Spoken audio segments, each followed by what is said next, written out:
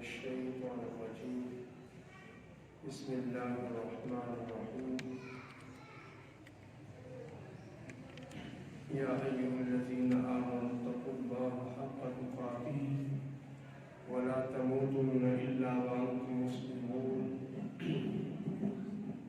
واعتصموا بحبل الله جميعا ولا تفرقوا واذكروا نعمة الله عليكم إذ كنتم أعداء فألف بين قلوبكم فأصبحتم بنعمته إخوانا وكنتم على شفا حفرة من النار فأنقذكم منها كذلك يبين الله لكم آياته لعلكم تهتدون صدق الله العظيم إن الله وملائكته يصلون على النبي يا أيها الذين آمنوا صلوا عليه وسلموا تسليما اللهم صل على سيدنا ومولانا محمد وعلى آل سيدنا ومولانا محمد وبارك وسلم عليه الصلاة والسلام عليك يا سيدي يا رسول الله وعلى آلك وأصحابك يا سيدي يا حبيب الله الصلاة والسلام عليك يا سيدي يا نبي الله وعلى آلك وأصحابك يا سيدي يا نور الله الصلاة والسلام عليك يا سيدي يا شفيع المذنبين وعلى آلك وأصحابك يا سيدي يا رحمة للعالمين حمد الصلاة ودرود السلام کے بعد سورہ آل عمران آیت نمبر 103 مالک نزل نے ارشاد فرمایا وَاعْتَصِمُوا بِحَبْلِ اللَّهِ جَمِيعًا وَلَا تَفَرَّقُوا اور مضبوطی سے پکڑ لو اللہ کی رسی سب مل کر وَلَا تَفَرَّقُوا اور جدا جدا نہ ہونا وَاذْكُرُوا نِعْمَةَ اللَّهِ عَلَيْكُمْ اور یاد رکھو اللہ کی نعمت کو جو اس نے تم پر کی اِذْ كُنْتُمْ أَعْدَاءً فَأَلَّفَ بَيْنَ قُلُوبِكُمْ اس وقت جب تم تھے دشمن آپس میں فَأَلَّفَ بَيْنَ قُلُوبِكُمْ اللہ نے تمہارے دلوں میں الفت پیدا کر دی فَأَصْبَحْتُمْ بِنِعْمَتِهِ إِخْوَانًا تو تم اللہ کی نعمت کے صدقے سے ہو گئے اخوانا بھائی بھائی وَكُنْتُمْ عَلَى شَفَا حُفْرَةٍ مِّنَ النَّارِ اور تم آگ کے کنارے پر تھے فَأَنْقَذَكُمْ مِنْهَا تو تمہیں اللہ نے اس دوزخ میں گرنے سے بچا لیا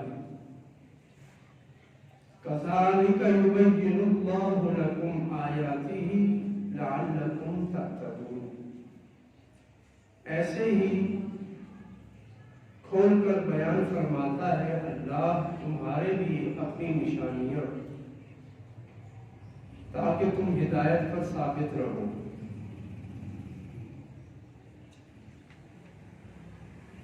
یہود و نصارہ کے ساتھ مناظرہ اور مباحثہ ختم ہوا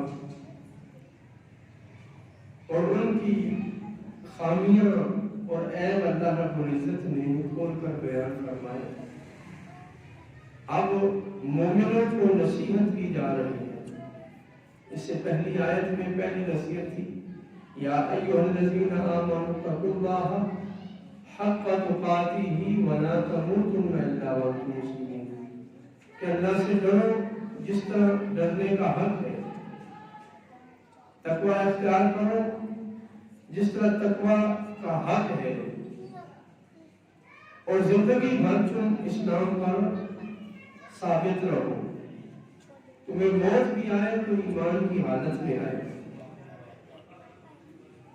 اب دوسری نصیحت فرمائی جا رہی ہے وَاعْتَصِمُوا بِحَبْلِ اللَّهِ جَمِيعًا وَلَا تَفَرَّقُوا، اور اللہ کی رسی کو مضبوطی سے پکڑ لو،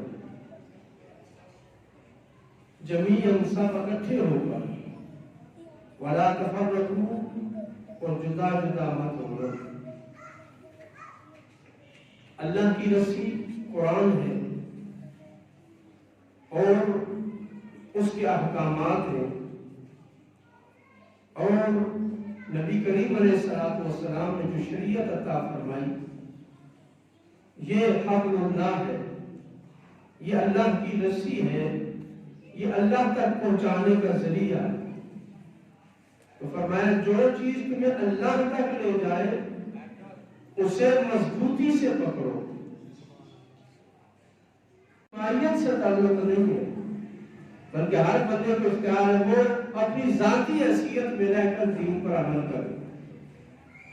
اسٹیٹ یا ریاست وہ دین سے لا تعلق رہے گی، ان کی ریاست اور سیاست آج دین سے لا تعلق ہے، انہوں نے دین کو صرف چرچ تک محدود کر دیا ہے۔ دین صرف چرچ کے اندر ہے، چرچ سے باہر کوئی دین کا تصور نہیں۔ اگر دین صرف ایک مخصوص مقام کے اندر محدود کرنا ہوتا تو رسول اللہ صلی اللہ علیہ وسلم کو یہ حکم نہ دیا جاتا کہ جمیعاً سب مل کر، فرمایا سب مل کر اس دین کو پکڑ لو، اللہ کی رسی کو تھام لو، اس کے احکامات کو نافذ کرنے میں اکٹھے ہو جاؤ، دین کو پکڑو، مضبوطی سے پکڑو اور اجتماعیت اختیار کرو۔ اسلام میں اجتماعیت پر زور دیا ہے اور اجتماعیت رکھنا یہ فرض ہے، اجتماعیت کو قائم رکھنا فرض ہے۔ نبی کریم صلی اللہ علیہ وسلم نے ہر اس کام سے منع فرمایا جس سے اجتماعیت پر ضرب آتی ہو۔ چند صحابہ کرام رضوان اللہ تعالی علیہم اجمعین حاضر ہوئے، یا رسول اللہ صلی اللہ علیہ وسلم ہم نے یہ پروگرام بنایا ہے کہ ہم روزہ رکھیں گے اور لگاتار روزہ رکھیں گے، ہم ہمیشہ روزہ رکھا کریں گے اور دن کو ہم کبھی بھی کھانا نہیں کھائیں گے، پوری زندگی روزے میں گزاریں گے۔ 5-7 صحابہ کرام تھے، گھر میں اکٹھے ہوئے، وہاں پہ یہ منصوبہ بنایا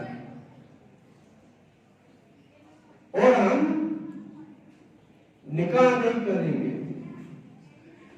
بیویوں کو ہم فارغ کر دیں گے، آئندہ زندگی ہم بغیر نکاح کے گزاریں گے۔ اور ایک صحابی بولے یا رسول اللہ صلی اللہ علیہ وسلم میں یہ نکاح کی قوت ہی اپنے اندر سے ختم کر دیتا ہوں تاکہ یہ خواہش پیدا ہی نہ ہو، اور ہم رات کو سوئیں گے نہیں، پوری رات جا کے عبادت کیا کریں گے۔ اب بظاہر تو صحابہ کرام کا یہ منصوبہ اچھی نیت پر تھا کہ ہم اللہ کی عبادت کریں گے اور اللہ تعالیٰ کی بندگی میں اپنی زندگی گزاریں گے، قابل تحسین عمل تھا، لیکن رسول اللہ صلی اللہ علیہ وسلم جلال میں آ گیا، آپ نے فرمایا کہ اے میرے صحابہ میں روزہ بھی رکھتا ہوں اور افطار بھی کرتا ہوں، میں تہجد بھی پڑھتا ہوں اور نیند بھی پوری کرتا ہوں، میں نکاح بھی کرتا ہوں اور اللہ رب العزت سے اولاد کی امید بھی رکھتا ہوں، نکاح بھی کرتا ہوں، خواتین کے ساتھ، عورتوں کے ساتھ میل جول بھی ہے، لیکن میں بےہودگی سے بچتا ہوں۔ اور حضور نے آپ نے جملہ فرمایا ھذا من سنتی، یہ میری سنت ہے، فمن راغب عن سنتی، جس نے میری سنت سے منہ موڑا فلیس منی، اس کا مجھ سے کوئی تعلق نہیں۔ کہ جو میری سنت چھوڑ کر، نکاح چھوڑ کر اپنی پوری زندگی بغیر نکاح کے گزارے، پوری زندگی الگ تھلگ ہو کر گزارے اور معاشرے سے کٹ جائے، حضور نے فرمایا اس کا میرے ساتھ کوئی تعلق نہیں۔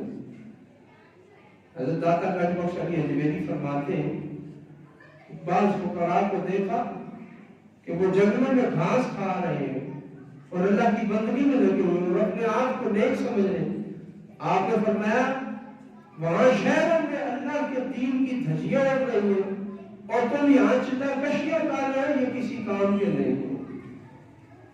کہ اگر تمہاری عبادت معاشرے سے الگ ہو کر ہے اور تمہارا اصل رسوخ معاشرے پر نہیں ہے، دین الہی کو نافذ تم کرنے کی کوشش نہیں کر رہے اور اجتماعیت کا حصہ نہیں ہو، تو یہ تمہارے کسی کام نہیں آئے گا۔ یہ فقر اور یہ تصوف اور یہ چلے تمہارے کسی کام کے نہیں ہیں۔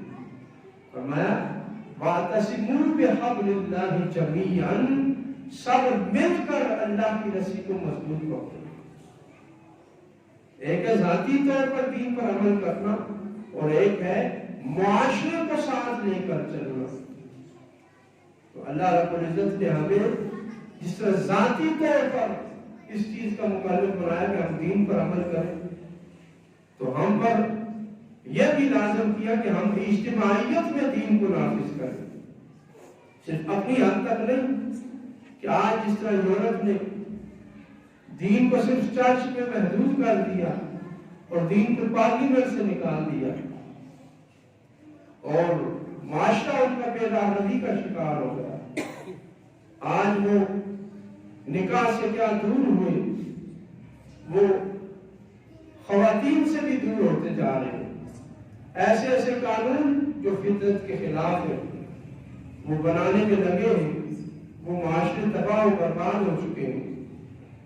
اور وہ لوگ یہی چاہتے ہیں کہ مسلمانوں کے اندر بھی اجتماعیت ختم ہو، مسلمان بھی دین کو ریاست سے اور سیاست سے الگ کر دیں، جبکہ دین نام ہی اجتماعیت کا ہے۔ اگر کوئی پوری زندگی اللہ اللہ کرتا رہے اور اس کے ارد گرد گناہ ہوتے رہے، دین کے خلاف عمل ہوتا رہے، تو یقین مانے کہ یہی تو اصل میں گمراہی اور تباہی ہے۔ نبی کریم علیہ الصلوۃ والسلام نے فرمایا کہ بنی اسرائیل میں اللہ تعالیٰ نے عذاب کا فرشتہ بھیجا کہ اس بستی کو تباہ کر دو۔ فرشتہ آیا اور واپس چلا گیا۔ اللہ کی بارگاہ میں عرض کی مالک و مولا، تو نے جس بستی میں مجھے بھیجا ہے وہاں ایک حجرت میں تیرا ایک بندہ تیری عبادت میں مصروف ہے اور آج تک اس نے کوئی گناہ نہیں کیا، وہ اپنی عبادت میں لگا ہوا ہے، اس کے صدقے سے، اس کی وجہ سے یہ عذاب معاف کر دے۔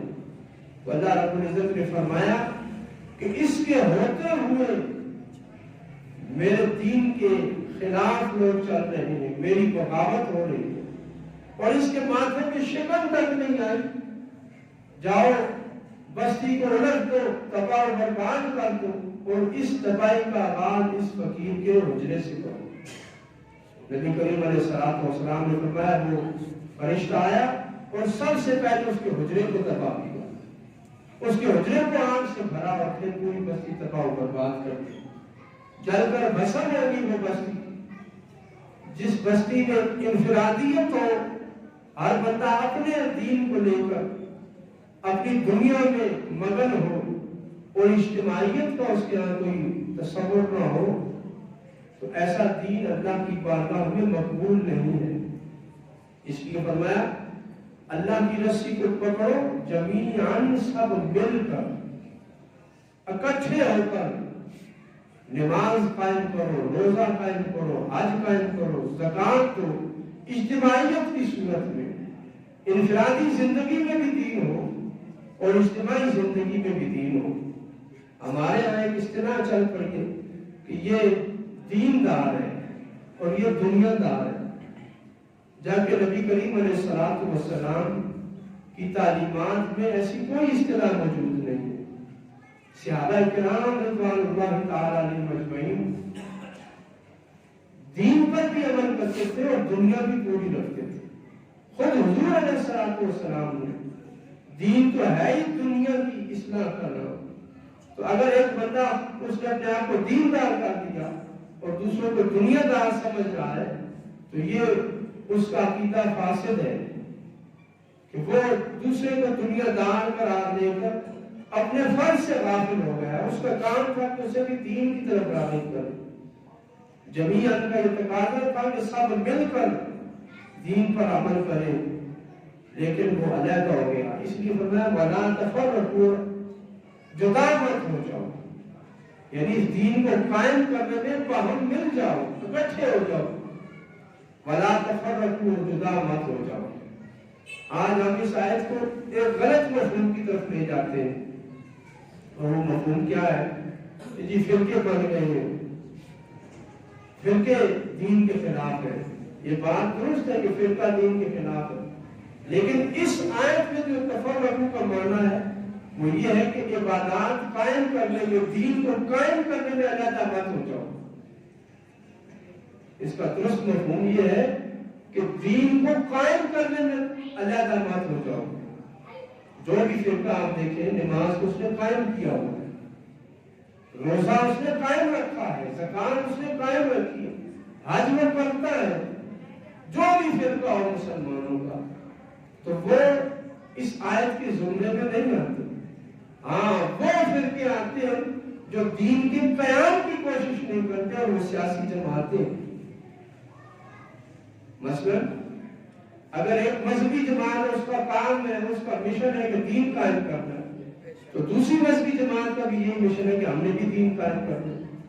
لیکن جو سیاسی جماعت ہے اس کا مشن یہ نہیں ہے کہ ہم نے دین قائم کرنا ہے، اس کا مشن ہے کہ ہم نے اپنی عقل سے یورپ کے احکام کے مطابق، ان کے دیے ہوئے قانون کے مطابق ہم نے اس پارلیمنٹ کو چلانا ہے۔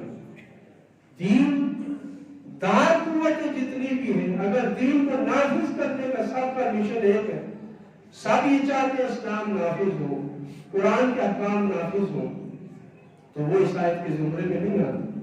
آپ وہ اس آیت کے زمرے میں آتے ہیں جو دین سے ہٹ کر اپنی جماعت قائم کرتے ہیں، دین سے ہٹ کر، دین کا پہلو نکال کر، دین کا تصور نکال کر جو سیاسی جماعتیں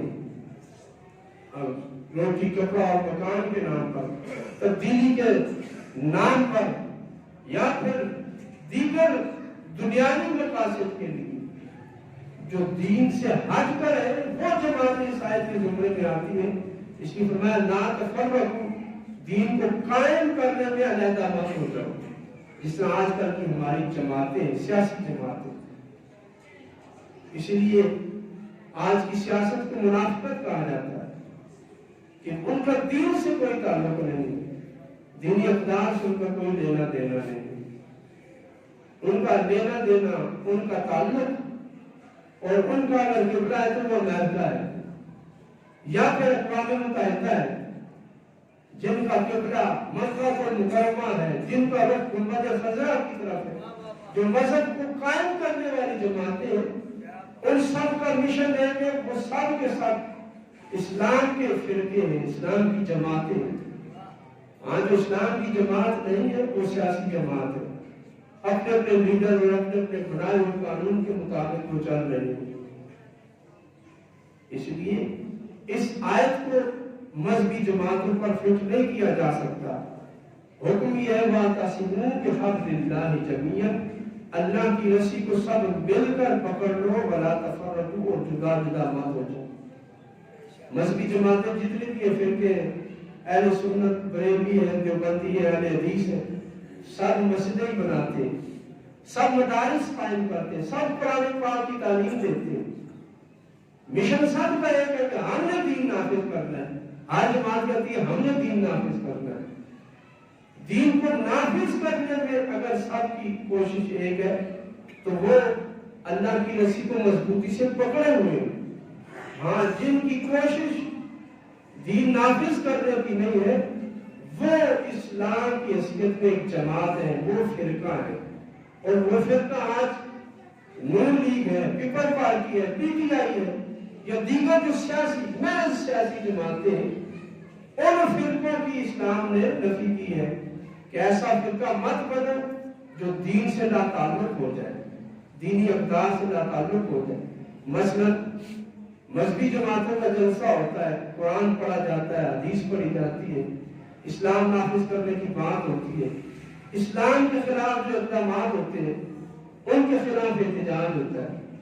لیکن جو سیاسی جماعتیں وہ کیا کرتی ہیں, ان کا مشن کیا ہوتا ہے, ان کے جلسے کس سے شروع ہوتے ہیں, گانے چل رہے ہیں, ترانے چل رہے ہیں, نہ قرآن کا تصور نہ حدیث کا تصور, اور پیچھے اچھالا جا رہا ہے دوسری جماعت کا کہ اس جماعت نے یہ کیا, اس نے کرپشن کی, اس نے کرپشن کی, اس نے رشوت لی, اس نے یہ کیا وہ کیا. دین کی کوئی بات نہیں. تو اس آیت نے ہمیں روکا اس عمل سے ہے کہ ہم ایسی کسی قوت کا حصہ نہ بنے جو دین نافذ کرنے کا ارادہ نہیں رکھتی, جو دین سے دور ہے, اللہ کی اطاعت سے دور ہے, اللہ کی فرما برداری سے دور ہے. اور حکم بطور خاص دیا بات کا ثبوت کہ مضبوطی سے پکڑو.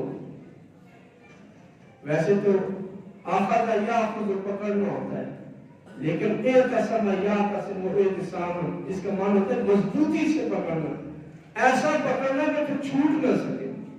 فرمایا کہ مضبوطی سے پکڑ لو بحبل اللہ, اللہ کی رسی کو, اور وہ قرآن ہے, اللہ کے احکام ہے, رسول اللہ کی سنت ہے, جمیعاً سب مل کر, ولا تفرقوا, اور اس میں جدا جدا نہ ہونا. وَاذْكُرُوا نِعْمَتَ اللَّهِ عَلَيْكُمْ إِذْ كُنْتُمْ أَعْدَاءً, اور یاد رکھو اللہ کی نعمت تم پر جو اس نے کی جب تم آپس میں دشمن تھے. فَأَلَّفَ بَيْنَ قُلُوبِكُمْ, تو اللہ نے تمہارے دلوں میں محبت ڈال دی. یاد کرو تم آپس میں دشمن تھے, اللہ نے دین بھیج کر تمہارے دلوں میں محبت ڈال دی.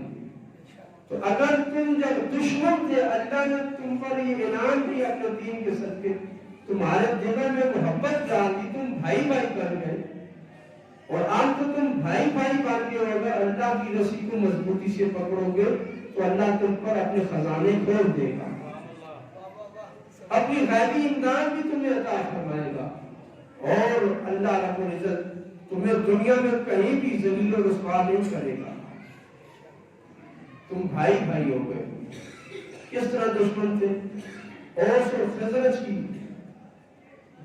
120 سال تک لڑائی جاری رہی. یہ دو قبیلے تھے یہودیوں کے, اوس اور خزرج, مدینہ منورہ کے رہنے والے.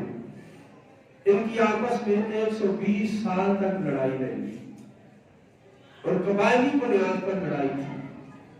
تو نبی کریم علیہ السلام جب تشریف لائے اور اس کے کچھ قبائل نے اسلام قبول کیا, خزرج کے کچھ لوگوں نے اسلام قبول کیا, تو آہستہ آہستہ وہ جو لسانی عصبیت تھی یا قبائلی عصبیت تھی وہ ختم ہو گئی. سب نبی کریم علیہ السلام کے غلام بن گئے, اور اب فخر اس بات پر کرتے تھے کہ اللہ نے ہمیں اپنا محبوب عطا فرمایا, ہمیں یہ خوبصورت دین دیا ہے, قرآن دیا ہے, اس پر فخر فرماتے.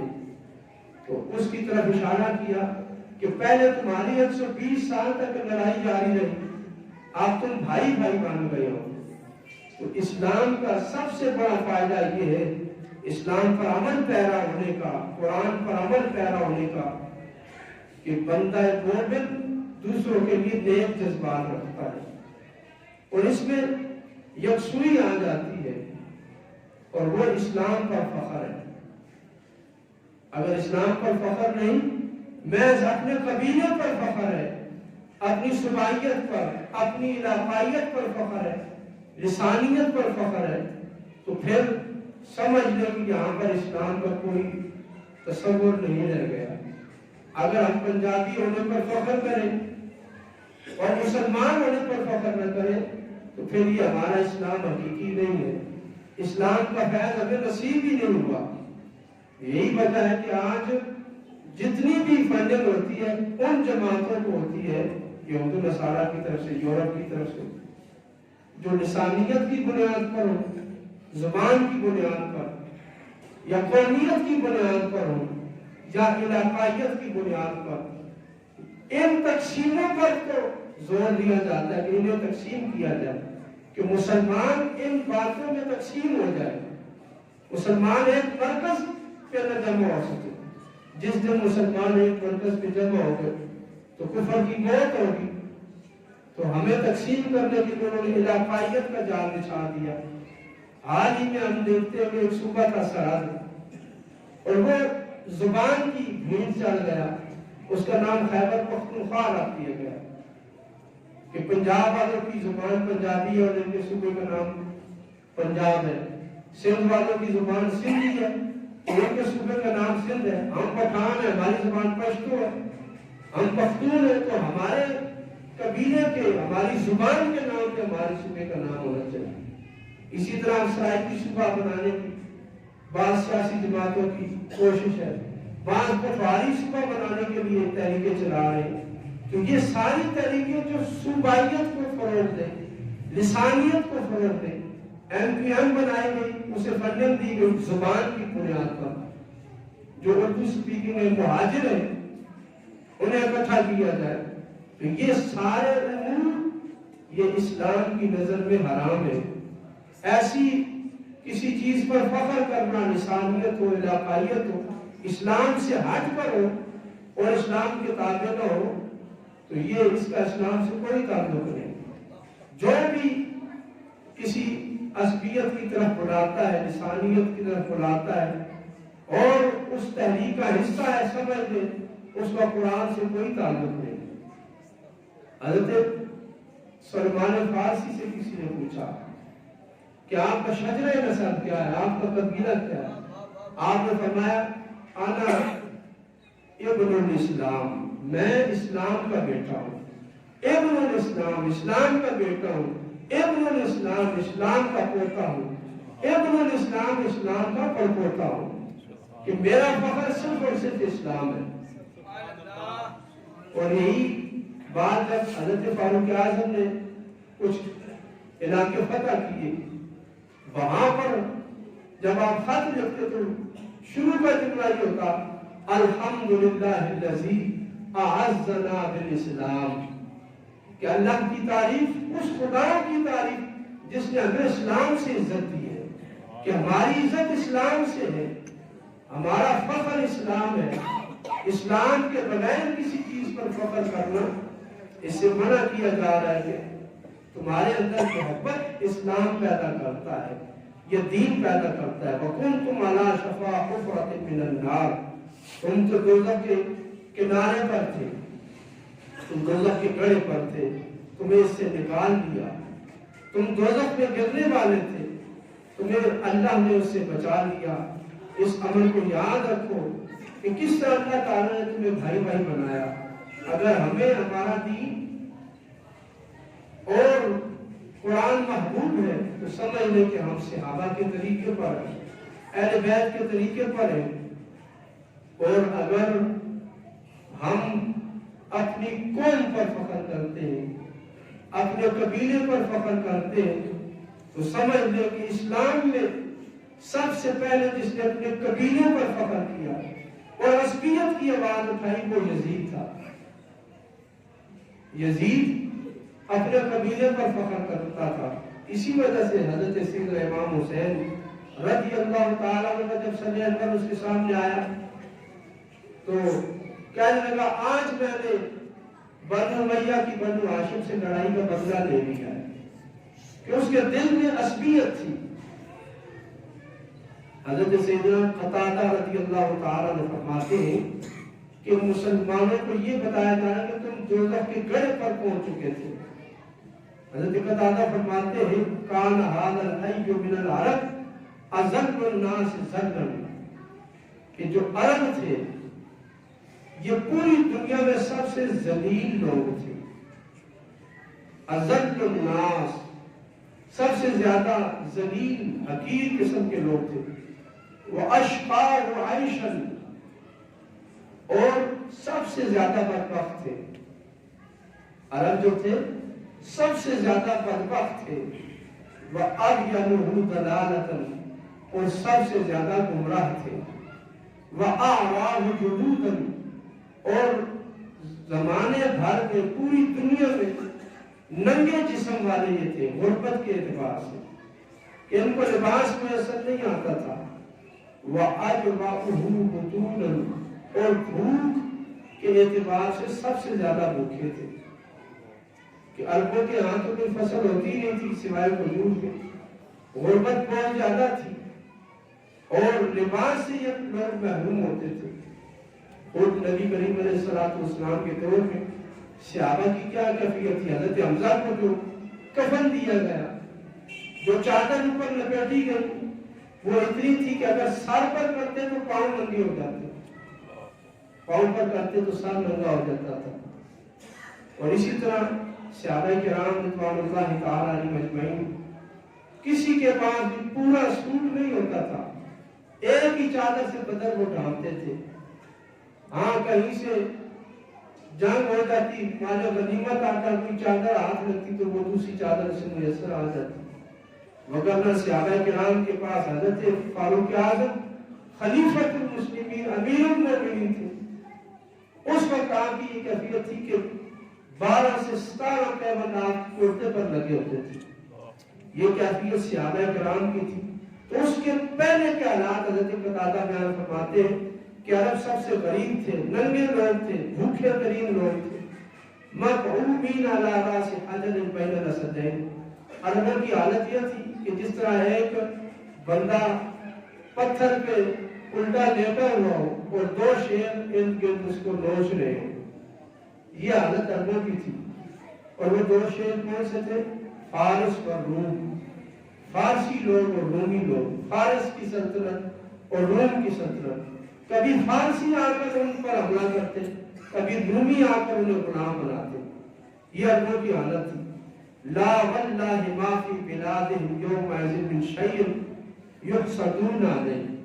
اور عربوں کے پاس عرب سرزمین پر کوئی ایسی چیز بھی نہیں تھی کہ فارسی یا رومی لوگ آ کر اس سے حسد کرتے، یعنی کوئی نعمت انہیں حاصل نہیں تھی. من عاش منہم عاش شقیا ومن مات ردی فی النار. عربوں کی یہ حالت تھی کہ جو مر جاتا وہ بھی بدبخت ہو جاتا، بدبخت تھا، اور جو زندہ ہوتا وہ بھی بدبخت ہوتا. یعنی مرتا یا جیتا دونوں حالتیں اس کے لیے برابر تھی. زندہ رہتا تو مر مر کے وہ جیتا. وَأَدَقُّ فِيهَا شَانٌ مِّنْهُ، اور پوری دنیا میں سب سے زیادہ بے وزن لوگ عرب لوگ تھے. حَتَّى جَاءَ اللَّهُ عَزَّ وَجَلَّ بِالْإِسْلَامِ، حتیٰ کہ اللہ رب العزت نے اسلام کا ظہور فرمایا. فَوَرَّثَكُمْ بِهِ الْكِتَابِ، اے عربو اللہ نے تمہیں کتاب دی، قرآن دیا. وَأَحَلَّ لَكُمْ بِهِ دَارَ الْجِهَادِ، اور اللہ نے تمہیں جہاد کا راستہ دکھایا. وَوَضَعَ لَكُمْ بِهِ مِنَ الرِّزْقِ، اور اللہ نے تمہارے لیے اپنے رزق کے دروازے کھول دیے. وَجَعَلَكُمْ بِهِ مُلُوكًا عَلَى رِقَابِ النَّاسِ، اور اب دنیا پر تم لوگ بادشاہ بننے لگے. جو لوگ زمانے کے ذلیل ترین، بھوکے ترین لوگ تھے، ننگے لوگ تھے، جنہوں نے کبھی بادشاہ کا منہ بھی نہیں دیکھا، حضرت قتادہ فرماتے ہیں اسلام کی برکت سے تم بادشاہ بن گئے. اگر نہ تمہارے باپ دادا کے بھی دماغ میں نہیں تھا کہ کبھی تمہیں بادشاہت نصیب ہوگی. فارس اور روم پر تم حکومت کرو گے یا دنیا پر تمہیں حکومت نصیب ہوگی. وَبِالْإِسْلَامِ آتَ اللَّهُ مَا رَأَيْتُمْ، اللہ نے اسلام کے صدقے سے تمہیں دیا آج جو تم دیکھ رہے ہو. فَاشْكُرُوا نِعْمَهُ، اس کی نعمتوں کا شکر کرو. فَإِنَّ رَبَّكُمْ مُنْعِمٌ يُحِبُّ الشَّاكِرِينَ، تمہارا رب نعمتیں دینے والا ہے، شکر کرنے والوں کو پسند فرماتا ہے۔ وَإِنَّ أَهْلَ الشُّكْرِ فِي مَزِيدِ اللَّهِ، اور اللہ کا شکر کرنے والے اللہ کی مزید نعمتوں کے حقدار ہوتے ہیں۔ فَتَعَالَى رَبُّنَا وَتَبَارَكَ، ہمارا رب عالی القدر ہے اور ہمارا رب برکتوں والا ہے۔ تو حضرت قتادہ نے اس آیت کا جو مفہوم بیان کیا، كُنْتُمْ عَلَى شَفَا حُفْرَةٍ مِّنَ النَّارِ، کہ تم آگ کے گڑھ پر تھے۔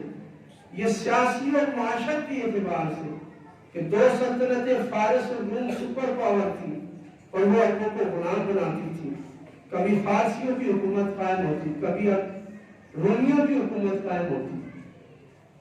آج یہی حالت ہماری ہے کہ پاکستان پر کبھی روس آ کر حکومت کرتا ہے، کبھی یہاں پر امریکہ کے احکامات چل رہے ہیں، اور وجہ کیا ہے کہ ہم نے دین کو چھوڑ دیا ہے۔ اگر ہم دین اختیار کر لیں، جہاد کو اختیار کر لیں، تو ہماری یہ ساری مصیبتیں دور ہو سکتی ہیں۔ دین اور جہاد کو ہم نے چھوڑ دیا، آلات جہاد ہمارے پاس ہے، کون سی طاقت ہے ہمارے پاس نہیں، ایٹمی طاقت ہمارے پاس ہے، میزائل ہمارے پاس ہے، اعلیٰ ترین فوج ہمارے پاس ہے دنیا کی، لیکن اگر نہیں ہے تو غیرت ایمانی نہیں ہے۔ ایمان اور اسلام کو ہم نے چھوڑ دیا۔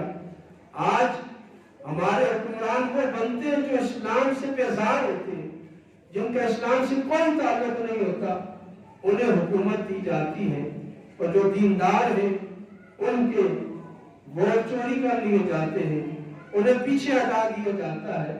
اس کی وجہ کیا ہے کہ ہم نے اجتماعیت میں دین نافذ کرنے کا جو جوش اور منڈلا تھا اس کو چھوڑ دیا ہے۔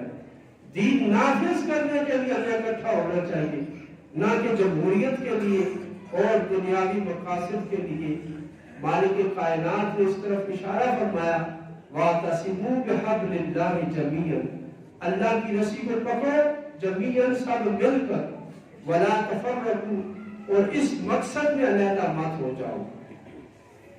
وَاذْكُرُوا نِعْمَتَ اللَّهِ، اور یہ جو تمہیں نصیحت کی جا رہی ہے، اس کا فائدہ تمہیں تب نظر آئے گا جب تم اللہ کی نعمتیں یاد کرو گے، جب اپنا سابقہ ماضی دیکھو گے۔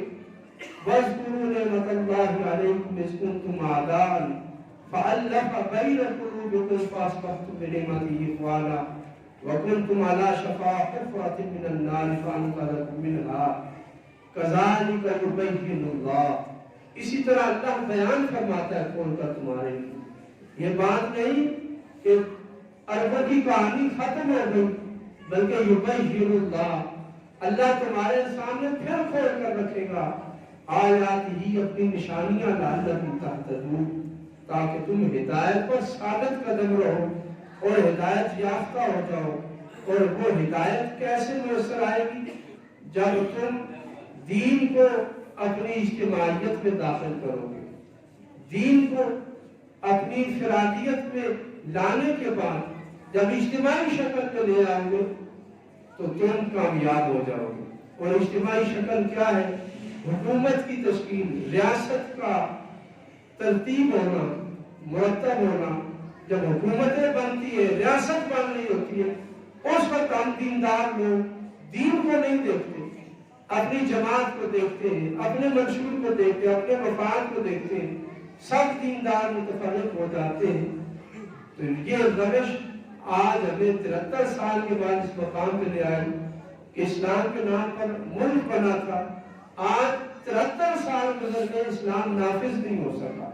مالک کائنات ہمیں قرآن کریم سمجھنے کی اور اس کے مطابق عمل پیرا ہونے کی توفیق عطا فرمائے۔ وآخر دعوانا